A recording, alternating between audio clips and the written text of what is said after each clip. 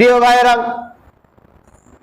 বেহেশতের মধ্যে এমন একটা সুরম্য বালাখানা আছে উম্মতে মুহাম্মাদির জন্য। দেখেন, অল্প হায়াতের মধ্যে ছোটখাটো আমরা যদি ছোট ছোট তাসবিহ গুলো পড়ি, তাহলে আল্লাহ তাআলা কি দিবেন? বেহেশতের মধ্যে সুরম্য বালাখানা আছে। হযরতে আব্দুল্লাহ ইবনে ওমর রাদিয়াল্লাহু আনহু থেকে বর্ণিত, রাসূলুল্লাহ সাল্লাল্লাহু আলাইহি সাল্লাম ইরশাদ করেছেন, বেহেশতের মধ্যে জাবালে রহমত নামে একটা পাহাড় আছে। পাহাড়ের মধ্যে বাড়ি, জাবালে রহমত নামে একটা কি আছে? পাহাড় আছে বেহেশতের মধ্যে।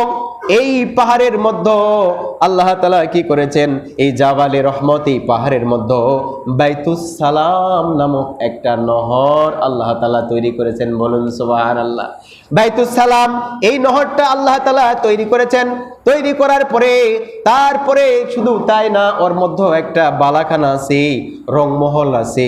এই রংমহলের নামটা হচ্ছে কাসরুস সুরুর। একটা রংমহল আছে, যে মহলের নামটা হচ্ছে কাসরুস সুরুর, যার অর্থটা হচ্ছে রংমহল। এই রংমহলের মধ্যে আল্লাহ তাআলা আরো একটি ঘর রেখেছেন, যেই ঘরের নামটা হচ্ছে বাইতুল জালাল। তাহলে একটা পাহাড়, এই পাহাড়ের মধ্যে নহর, নহরের মধ্যে আবার একটা কি আছে?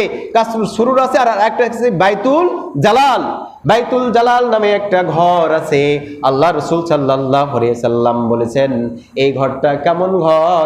একটা ঘর, কিন্তু এই ঘরের মধ্যে আল্লাহ তাআলা 400টি দরজা রেখেছেন। বলুন সুবহানাল্লাহ।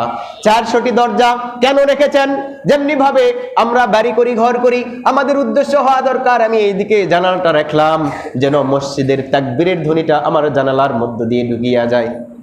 আমি এদিকে দুয়ার লেখলাম, যেমনি ভাবে আল্লাহ তাআলার রহম ঢোকে, আল্লাহ তাআলার তাকবীরের আওয়াজটা যেমনি ভাবে ঢোকে, আল্লাহ তাআলা ওই ঘরের মধ্যে, বাইতুল জালাল ঘরের মধ্যে 400 দরজা রেখেছেন। কেন?